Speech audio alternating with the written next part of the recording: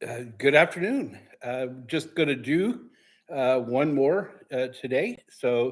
Uh, to kind of get through where I'm anxious to get to chapter 6 of Isaiah. And so I'm going to motor on a little bit and go back and take a look at what we need to look at before we get to that point.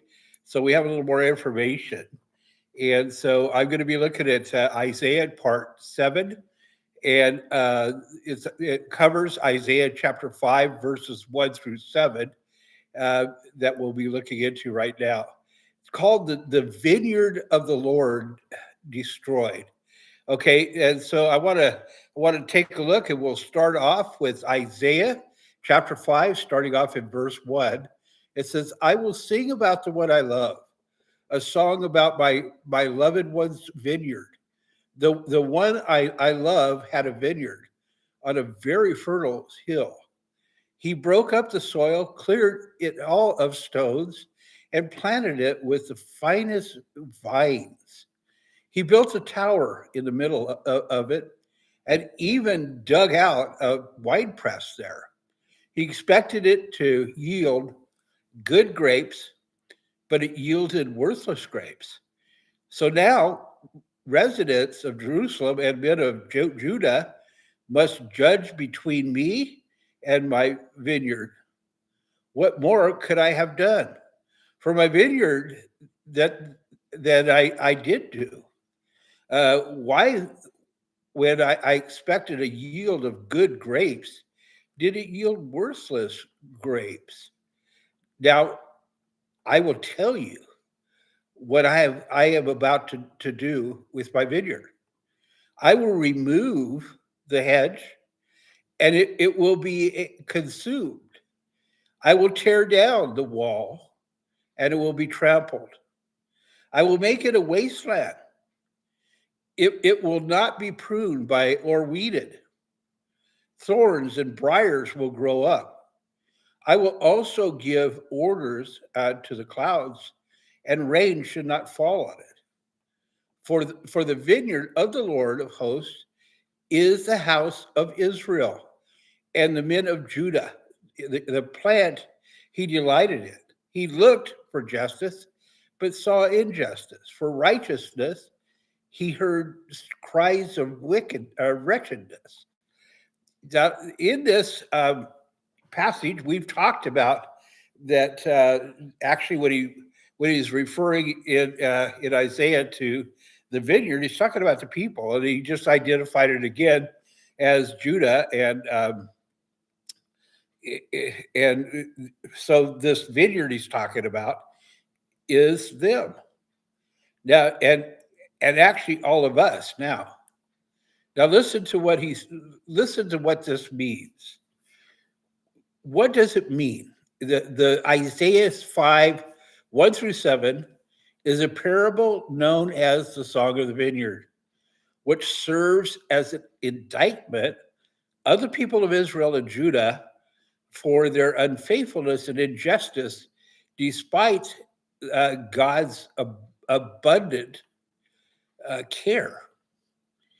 To the passage describes the heartbreak and disappointment of God, who, like a diligent vineyard owner, invested everything in his people, but received only bitterness and corruption in return. The summary of the parable is the owner and the vineyard. Isaiah chapter 1 verses, or excuse me, chapter 5 verses 1 and 2. The passage begins as a love song or a ballad about a beloved friend who owns a vineyard on a very fruitful hill. The owner spared no expense or labor. He dug it up, he cleared the stones, he planted the choicest vines, built a watchtower, and made a wine press. He had every right to expect a harvest of good grapes. The disappointing harvest, okay, in Isaiah chapter 5, verses 3 and 4, instead of good grapes, the vineyard produced wild grapes, bitter and useless, and foul fruit. The owner then asked the inhabitants of Jerusalem and Judah to judge between him and his vineyard, asking what more he could have done. The implied answer is that the fruit lies entirely with the vineyard, not the owner. Okay? The consequences in verses 5 or in chapter 5, verses 5 and 6, is because of this failure, the owner declares that he will waste to the vineyard. Okay, he will remove the hedge and wail, allowing it to be burned and trampled. He will stop pruning and digging it, leaving it to be overgrown with thorns and briars, and he will command the clouds to rain no rain on it, ensuring that its desolation. Meaning, and an application, Isaiah reveals the meaning in verse 7. The owner is the Lord of hosts, and the vineyard is the house of Israel and the people of Judah, God's pleasant plant. The core message is about God's expectation of justice and righteousness from his people, given to all the blessings and provisions that he bestowed on them, rescuing them from Egypt, giving them his law, etc. However, when God looked for justice, he found instead bloodshed and oppression. When he looked for righteousness, he heard only cries of distress from the oppressed and the victimized. The wild grapes represent the people's sinful behaviors, specifically detailed in the subsequent verses, Isaiah 8 through 23, and we'll get into that the next week, next tomorrow, and take a look at that. Greed and land grubbing, drunkenness, and self-indulgent reverie, defiance of good law, of God's law, moral corruption such as calling evil good and good evil. Ultimately, the passage is a powerful illustration of God's intense disappointment and anger over the social injustice and moral failure of his people. The promised judgment, the destruction of the vineyard by foreign invasion, Assyria and Babylon, was the consequence of the rebellion against God's ways. The passage also serves as a timeless warning that God expects his people today to produce the fruit of righteousness.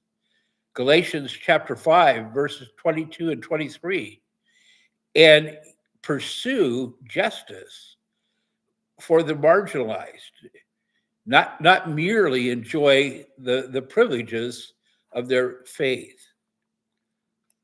What an amazing message. And you know what? The truth is it's amazing message for today as well. Look around. It isn't hard to see what's going on in this passage. It's not hard. We can see it in the world today. We can see good being called evil and evil being called good. This is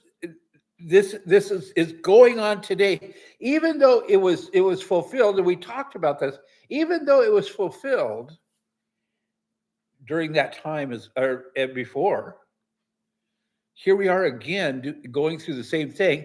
And you know what?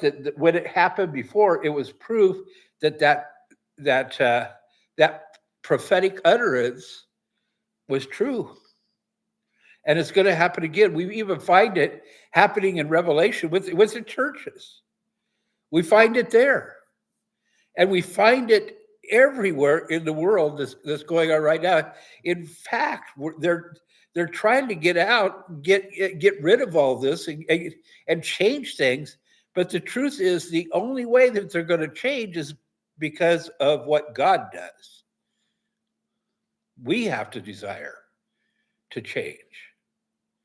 So I hope you think about this. I hope that you go back and study and take a look at this. Because you know what? The truth is, we need to be giving out the truth louder and stronger than ever before. We need to get people's attention. And we need the Holy Spirit guiding us, directing us, and giving us utterance of what to say, such as tell them about Isaiah. You have a great day. And by the way, subscribe to this channel and share it and give me a thumbs up. And I would appreciate that. You have a great day and happy Thanksgiving.